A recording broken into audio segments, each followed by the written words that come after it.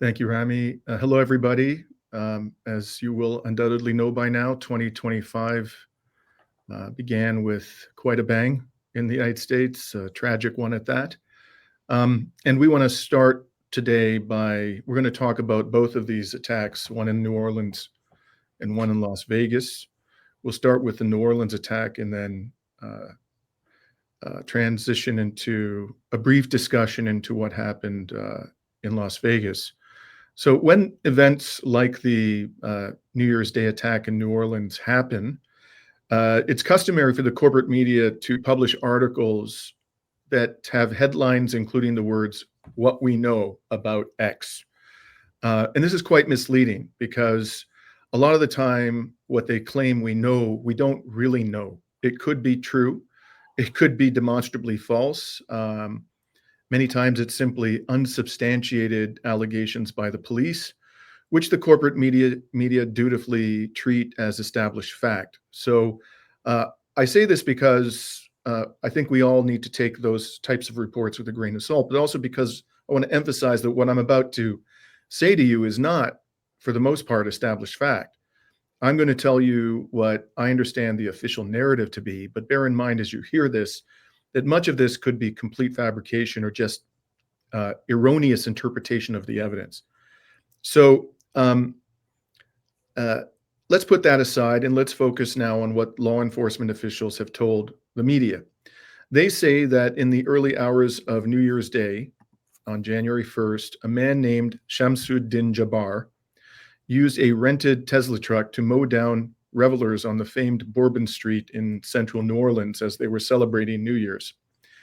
He killed 14 people and injured dozens of others, including 2 police officers, the latter of whom were wounded with gunshots, apparently, before he himself was shot dead by police.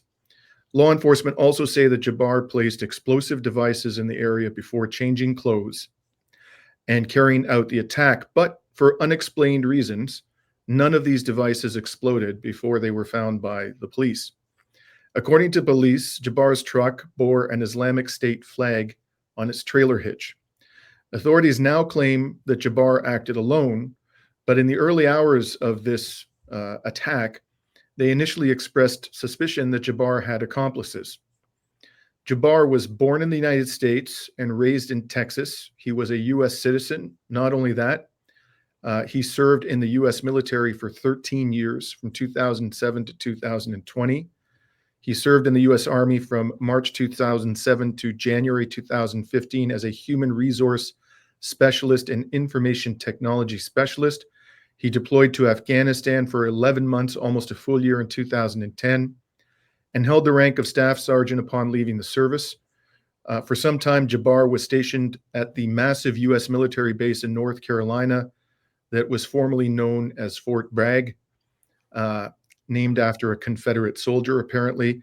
But because it was a Confederate soldier, it was rebaptized some time ago, I believe by the Biden administration, as Fort Liberty.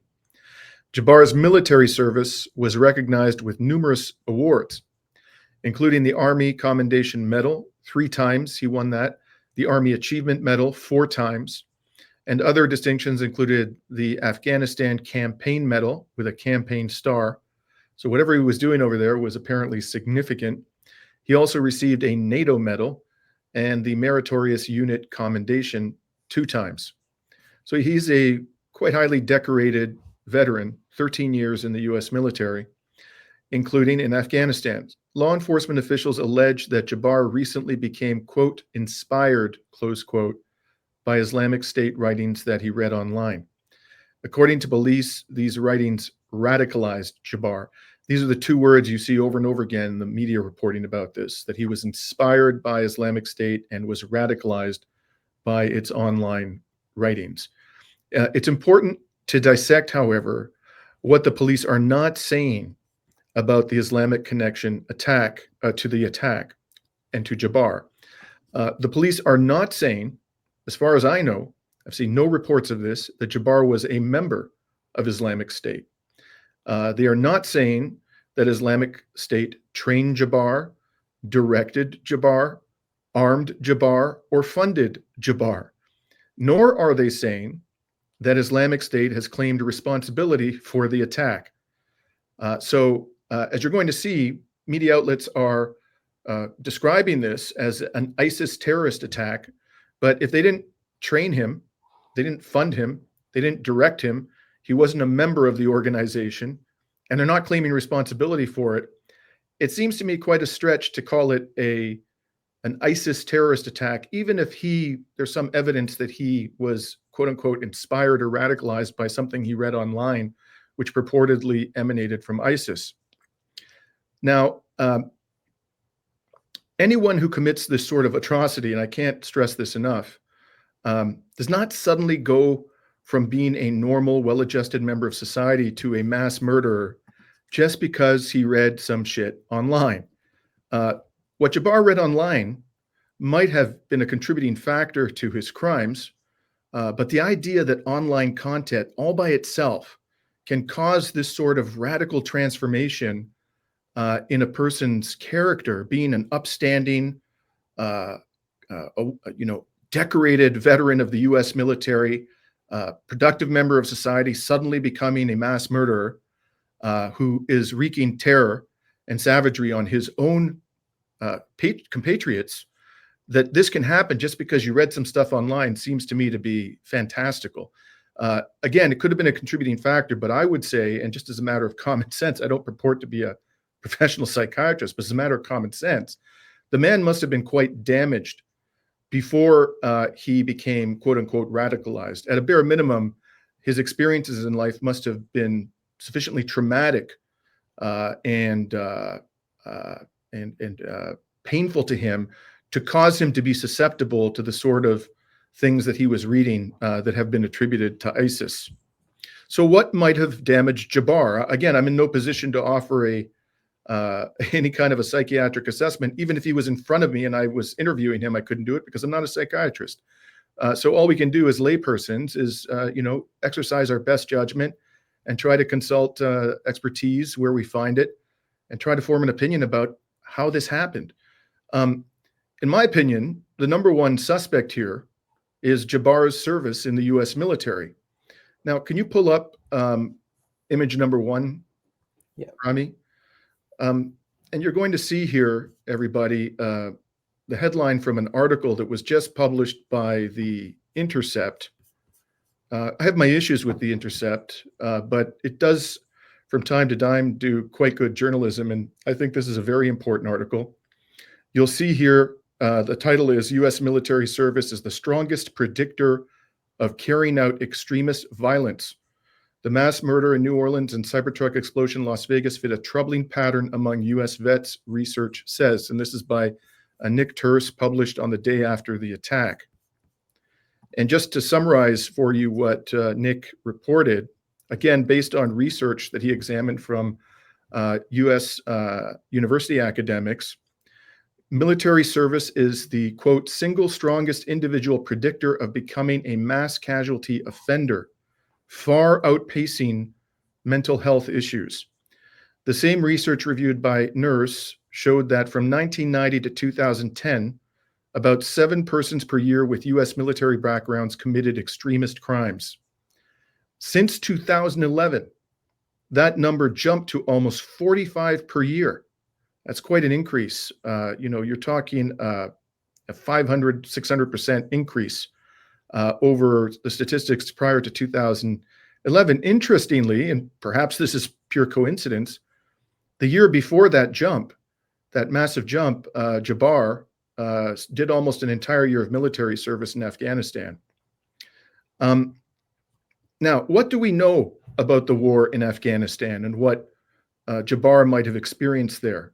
Along with, and we're going to get to him, Livelsberger, the other decorated U.S. Army veteran who was involved, or the perpetrator of the attack in Las Vegas, allegedly. Well, here's what we know about the war in Afghanistan.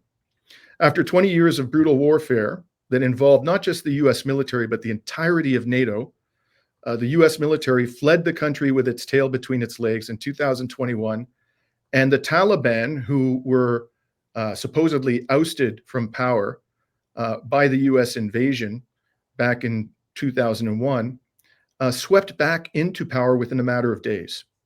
And so a large part of the justification given by the Bush administration for this invasion and endless occupation was to keep the Taliban out of power. Well, that failed miserably within days of the U.S. departure, and U.S. servicemen died in the disorderly departure from Afghanistan. Billions of dollars of weaponry were left behind. It was an extraordinarily humiliating event, and one which must have been very painful for people who went there and sacrificed and saw comrades of theirs in the military killed or wounded grievously on the battlefield in Afghanistan. To see the whole war effort end in this way. The U.S. spent over $2 trillion on this debacle. Could be much more than that. We're not entirely sure exactly how much was spent. Nearly 2,500 U.S. soldiers were killed in Afghanistan, and nearly 21,000 were wounded. According to the Costs of War Project at Brown University in the United States, the war killed 176,000 people in Afghanistan, 46,319 civilians, which is approximately the official number of people who have been massacred by Israel thus far in the Gaza Strip. The number is actually probably far higher. In addition, in Afghanistan, 69,095 military and police were killed, and at least 53,000 opposition figures. But really the number that should horrify us all is over 46,000 civilians killed by this brutal and senseless war. Now, could you pull up image number 2, please, Rami? Over the years, those of us who were paying attention to the Afghan war, we saw time and again, occasionally the media would talk about some alleged war crime that had been documented and attested to by civilians in Afghanistan, committed by the United States or other military forces, including, by the way, the Canadian military forces. And you'll see here another article from 2021 by The Intercept describing how the U.S.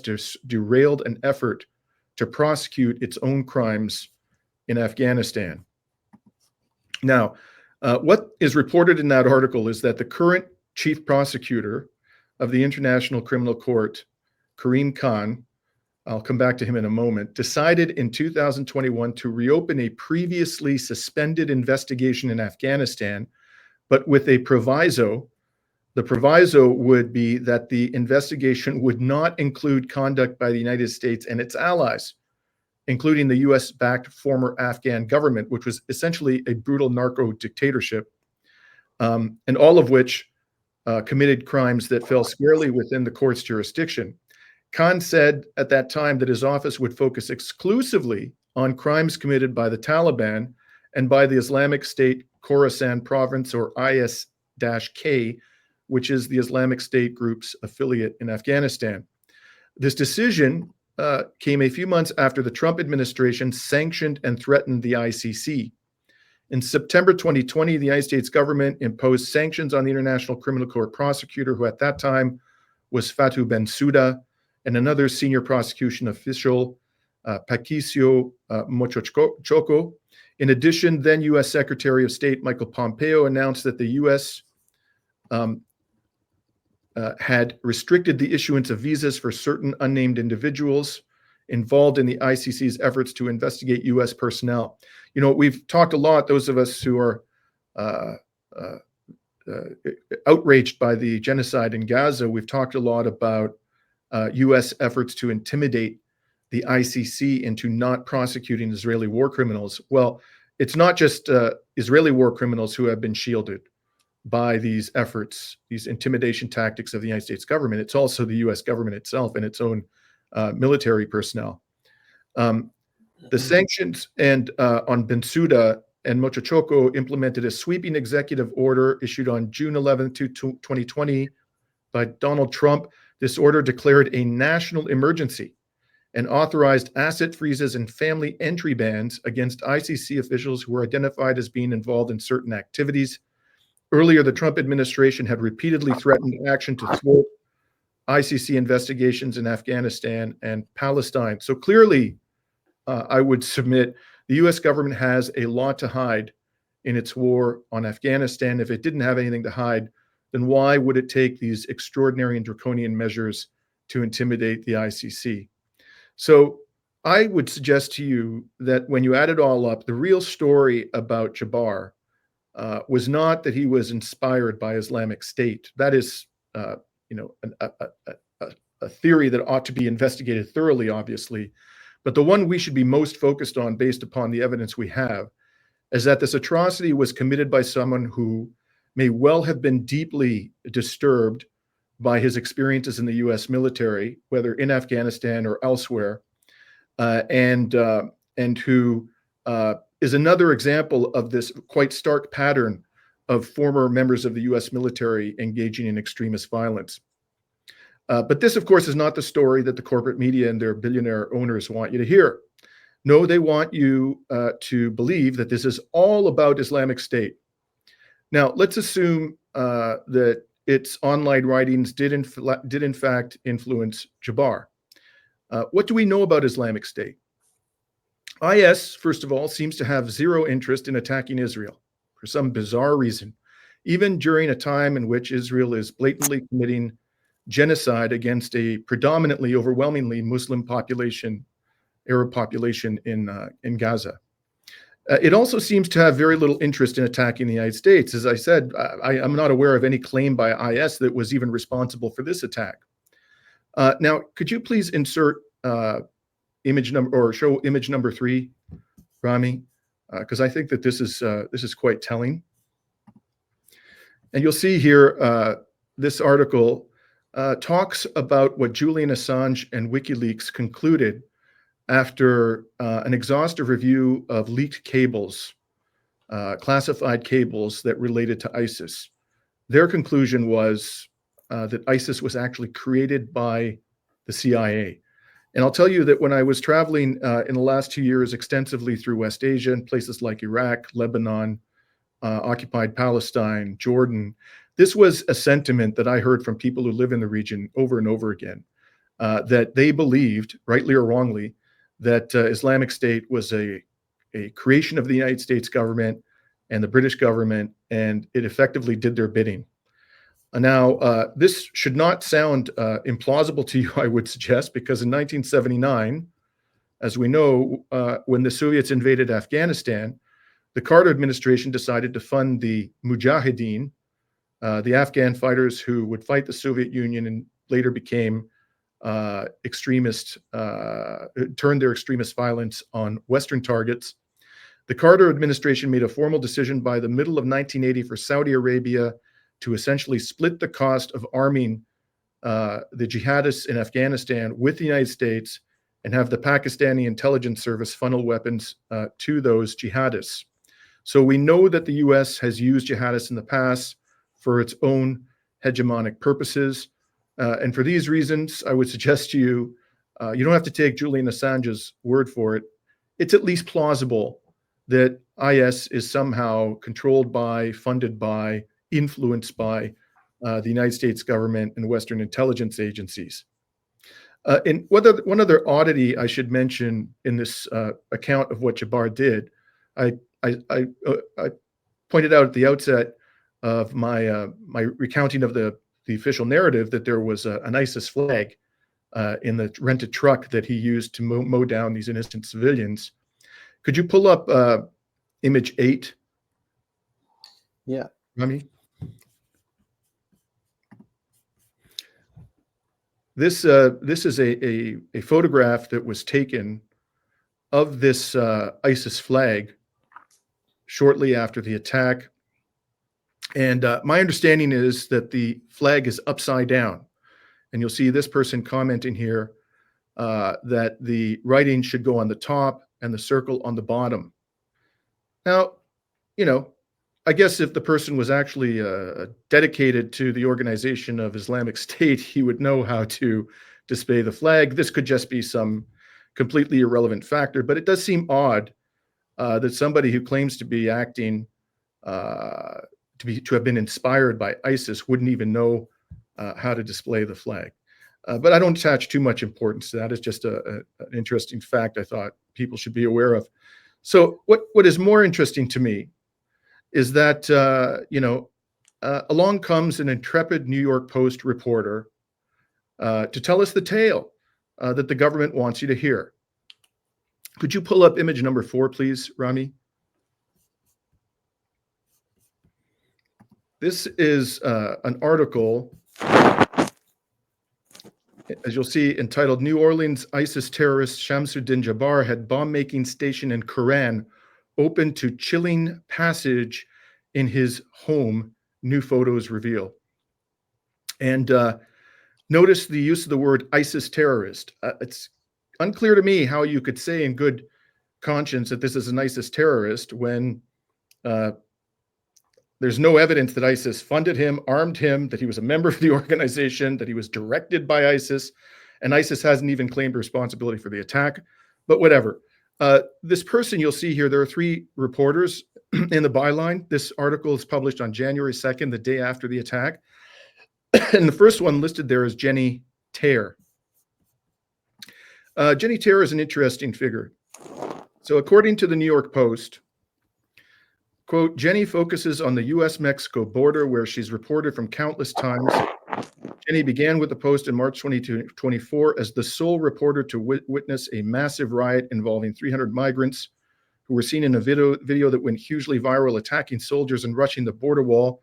She regularly appears on Fox News, Newsmax, Sky News, all of them intensely, fanatically near on pro-Israel organizations, by the way, and other news channels to discuss immigration. The New York Post only talks about her coverage of the immigration crisis. Why she was assigned to this story, I don't know. Apparently she's based in Texas. She comes to New Orleans, and somehow she gets access to Jabbar's New Orleans home. And we're going to come back to that in a moment. But I just want to show you some information about the ideological orientation of this person, this New York Post reporter, Jenny Tare. Could you pull up image 5, please, Rami? And this is just a sample of what you can find on her feed on X. She says here, this is April 30th of 2024, last year. So this would be 7 months into this heinous genocide. She says, I was in Israel during an intifada a few years ago. It was a knife intifada.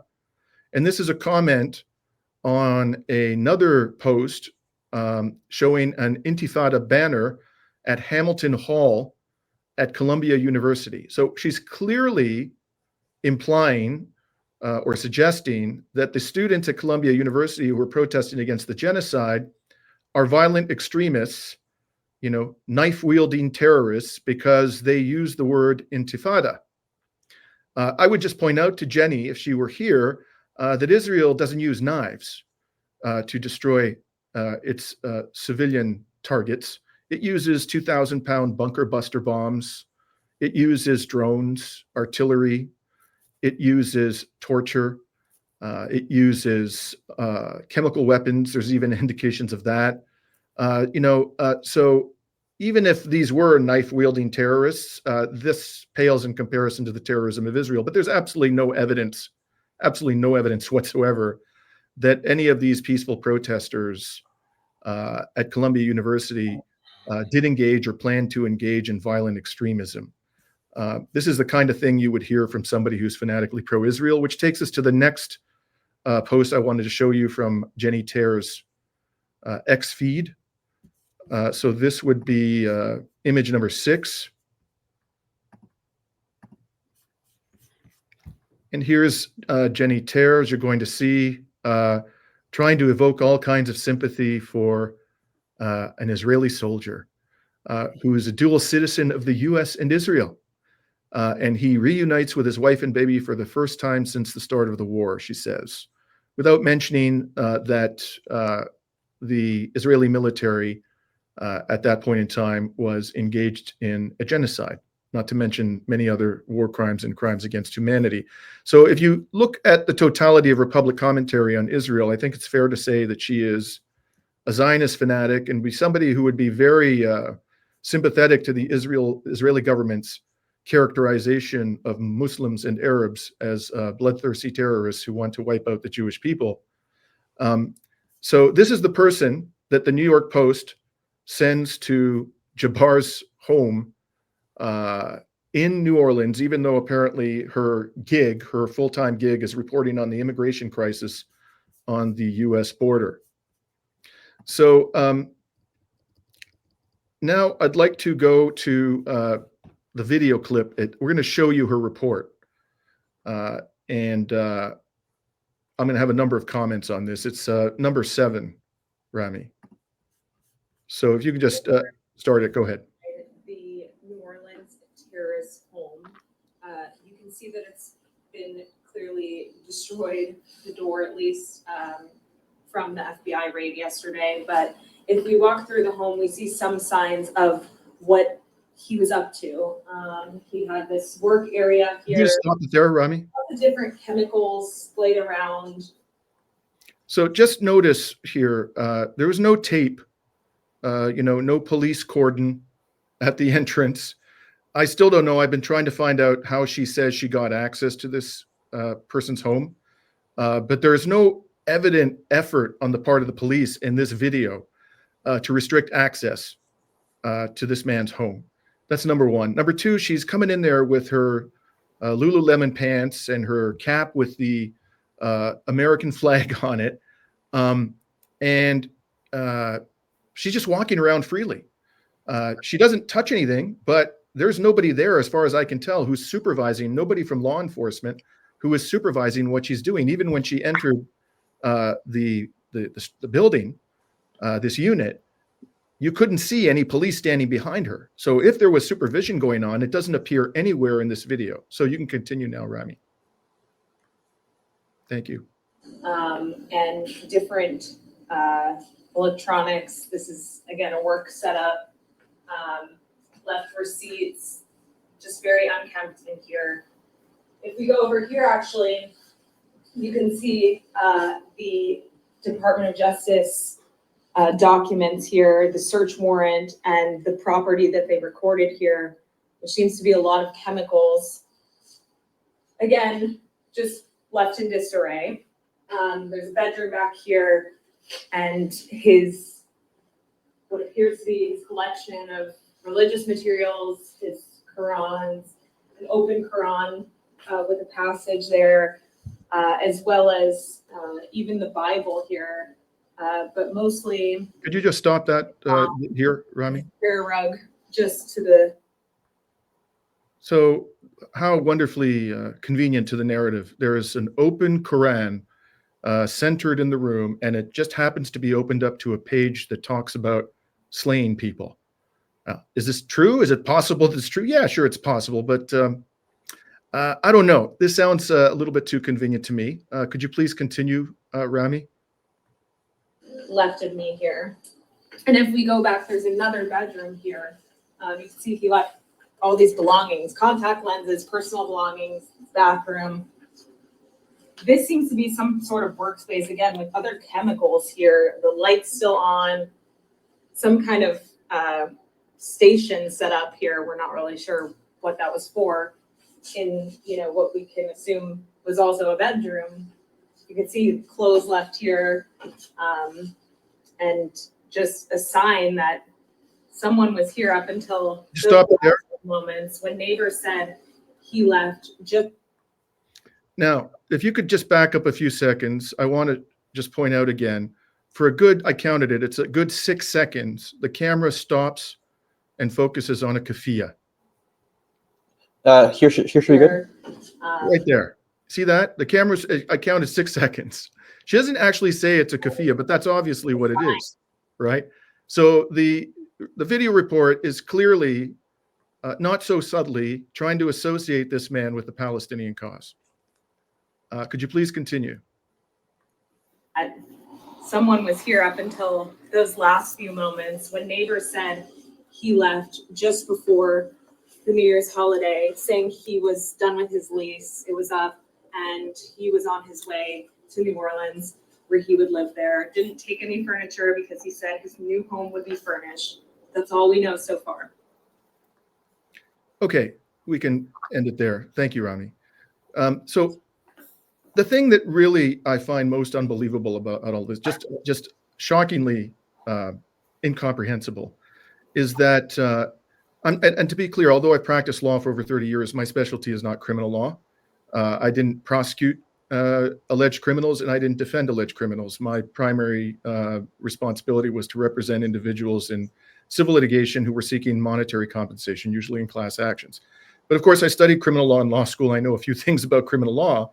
And in order for evidence to be admissible, the police have to establish that the evidence isn't tainted. And they have very specific procedures for recording, documenting custody over the evidence.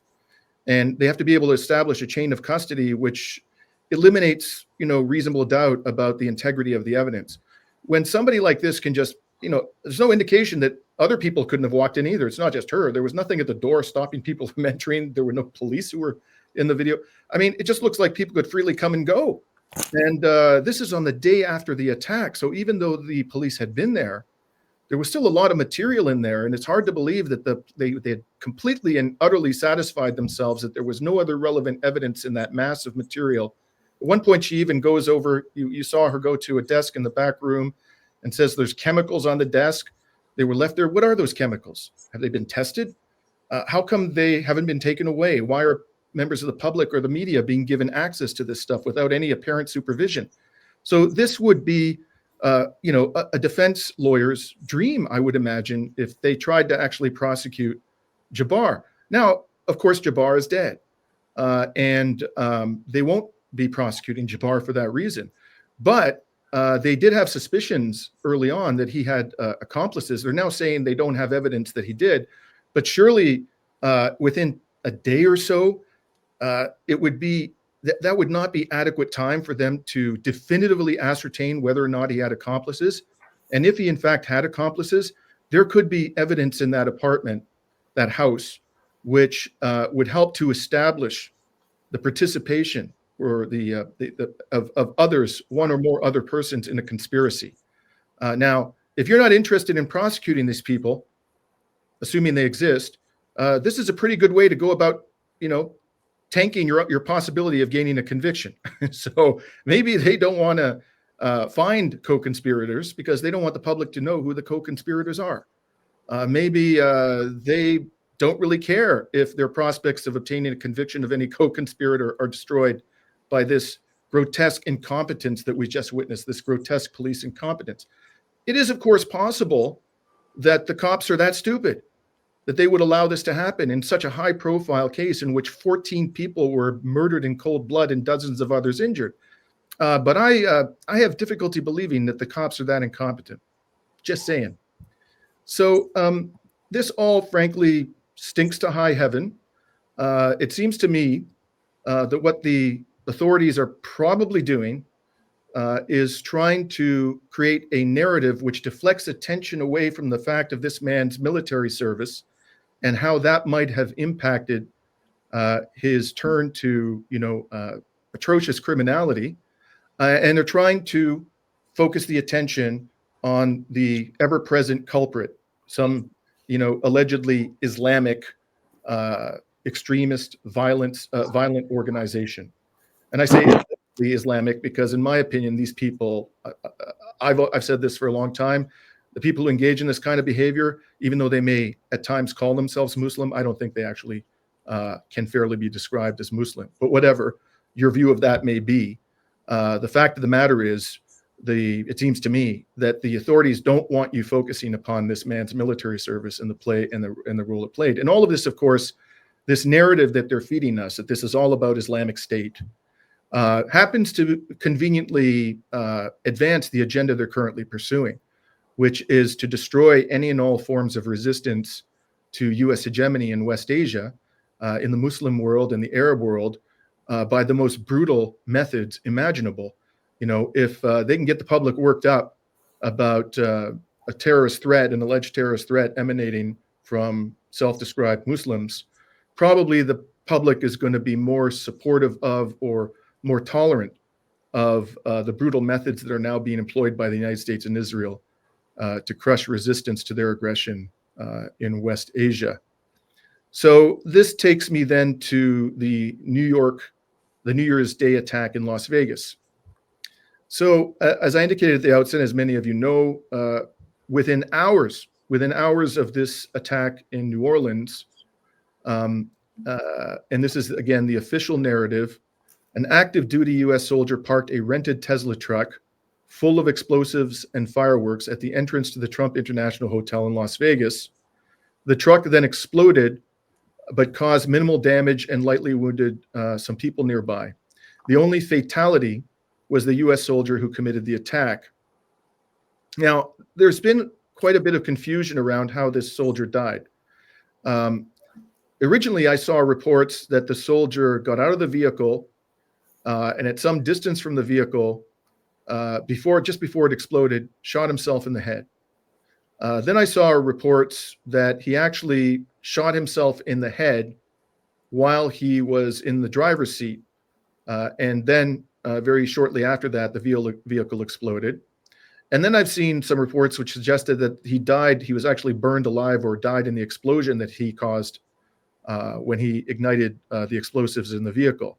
All these reports say that his passport and military ID were found at his feet, which is kind of curious because there was a very intense fire resulting from this explosion, but somehow these things were left in sufficiently good condition that they were legible, whatever. The name of this soldier, we're told, is Matthew Livelsberger. Livelsberger, according to the police and the U.S. military, served in the Green Beret, a highly trained U.S. Special Forces unit who work on counterterrorism abroad. He served in the U.S. Army since 2006, rising through the ranks with a long career of overseas assignments, deploying twice to Afghanistan. So like Jabbar, he had very significant service and time in Afghanistan. He also served in Ukraine. Interesting, I'd like to know what an active duty Green Beret was doing in Ukraine. We've been told that active duty soldiers are not involved, from NATO countries, are not participating in the war, other than as advisors. Maybe he was there purely in a consultative capacity, but he was in Ukraine. He was also in Tajikistan, Georgia, and Congo, according to the U.S. Army. He was awarded a total of 5 Bronze Stars, including one with a Valor for courage under fire, a Valor commendation for courage under fire. He had a combat infantry badge and an Army commendation medal with Valor. And like Jabbar, Livelsberger spent a good deal of time at Fort Bragg, this massive U.S. military base in North Carolina. The police nonetheless say that they have found, quote, no definitive link, close quote, between Livelsberger and Jabbar. So according to the official narrative, they were both decorated U.S. soldiers. They both served in Afghanistan. They were both stationed at Fort Bragg, and they both committed their attacks within hours of each other using a rented Tesla truck. Could this all be a coincidence? I suppose anything's possible, folks. I happen to be very skeptical that this is a coincidence. I don't purport to know exactly. I can't say with certainty that there was some kind of coordination between these two, that there's some link beyond those we've been given, that they knew each other. But that seems like quite a remarkable series and number of coincidences. At the end of the day, what strikes me as most important about the story of Livelsberger is that it's just been revealed that he left a letter. This is according to the police. And his letter states that this was not intended, his explosion of this vehicle was not intended to kill anybody. It was intended as a wake-up call for the country's ills. And this is the money line. He needed to cleanse his mind, cleanse my mind, that's what he said, of the lives lost, of people I knew, and the burden of the lives I took. I stress, the burden of the lives I took. And the police, for unexplained reasons, are not disclosing the entirety of the letter. Does the letter go on to explain what he meant, whose lives he took, how many lives he took, whether the lives that he took were acts of criminality, were war crimes? We don't know. We don't know whether there's any indication of that in the letter, but the police have not explained why they will not reveal the entirety of the letter. If there are some names in there that they don't want to disclose, they could always redact the names. But the key point here is that this man, according to the police themselves, was expressing pain for having killed people in his capacity as a U.S. soldier. And that does seem to have been a motivating factor in what he did and in taking his own life. So again, I think our focus here, based on what we know, should be on the military service of these two men and the devastating impact it may well have had on them into the lead up to these two violent and tragic events. So Rami, that's what I wanted to say, to our audience about this extraordinary double attacks happening in New Orleans and Las Vegas. Before to turn to the subject of Richard Medhurst and the Terrorism Act of the United Kingdom, you have any additional thoughts you want to share with us about this story? I just want to emphasize that we're being skeptic and not necessarily pushing some sort of big conspiracy happening behind the scenes, but we're truly trying to get to the bottom of what's really happening and making sure that our questions are answered. We note that the mainstream media journalism integrity is extremely low. You've shown it by just being able to enter a crime scene investigation one day after the attack and just be able to walk through and just in some way taper around with the evidence. That creates a bit of distrust into the investigation. And it's not that we don't necessarily, we just really want to understand what are the true motives behind these investigations and what are the actual outcomes in order to buy the trust of the public. This goes even beyond the case of Jenny Toa entering the house of the attacker, but also Clarissa Ward and her theatrics during the genocide in Gaza, where she simulated an attack on her life, or when she entered the Sednaya prison and ended up finding on her own a so-called prisoner that was under severe torture, or it was a few weeks ago. I'm sparing the details. So there's clearly a lot of distrust into how mainstream media are dealing with such events. And additionally, we're going to talk about Richard Medhurst later on, and then we see how the government, the police, and mainstream media are then treating journalists that are skeptic and trying to bring other issues forward and how they're being treated. So from that point, I think these questions that you're bringing forward, Dimitri, are extremely reasonable and they should be answered. I just want to underscore what you said, Rami. I don't know what's going on here. We don't know, and we want to know. Absolutely. We want to know. Caution and skepticism are warranted, and people should withhold judgment until we have absolutely information. And that's the purpose of journalism and also of an independent court, is so that we get the actual truth and not the first truth that is brought to us. You've mentioned the common denominator between a lot of terrorist attacks happening in the United States, and they're pretty much all U.S. soldiers or have experience with the U.S. military. We should be emphasizing a lot more of our time discussing this. Now, I'm not saying that there's a conspiracy necessarily of the army pushing soldiers to commit terrorist attacks to justify some invasion, but what is the damage that soldiers get just by participating into the army?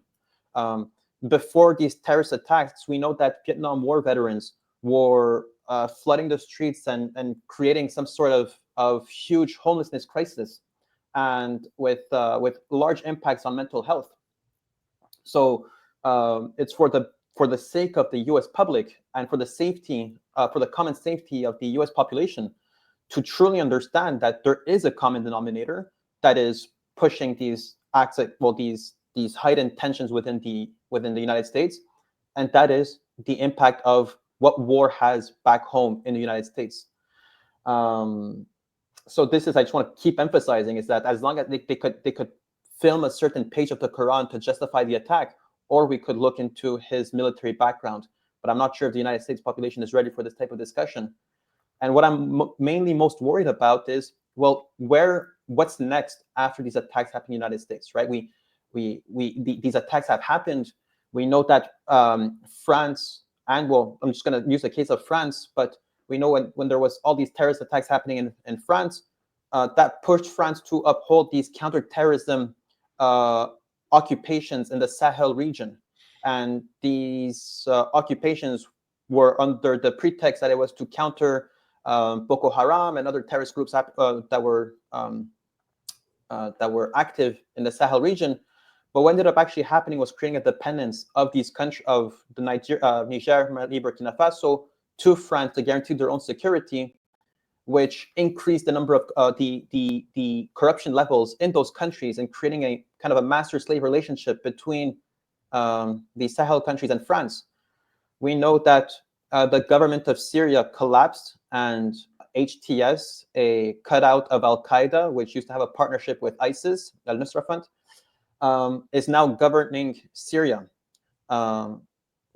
This might not be the end of. I mean, I don't see Syria having much peace for the next few years. These could all be cases to manufacture consent to crack down on the governments on the ongoing leadership of Syria, since they might be able to attribute some sort of connection between these attacks and the government in Syria. So I'm very, very wary of what's going to happen the day after all these attacks that are happening. And most importantly is that with all these terrorist attacks happening in the United States, I find it quite ironic that we're removing, the United States government is removing a $10 million bounty on Jolani's head, who was part, or is still part of, an organization that has committed to terrorist attacks and that kind of endorsed terrorist attacks happening all over the world. And especially when we see the foreign ministry of the UK and UK envoys to the Middle East meeting up with Jolani and taking photo ops, pictures with Jolani. So I'm just quite confused around how they reconciliate countering terrorism at home while supporting terrorism abroad, or could there be kind of a symbiosis between the two and how they fuel each other?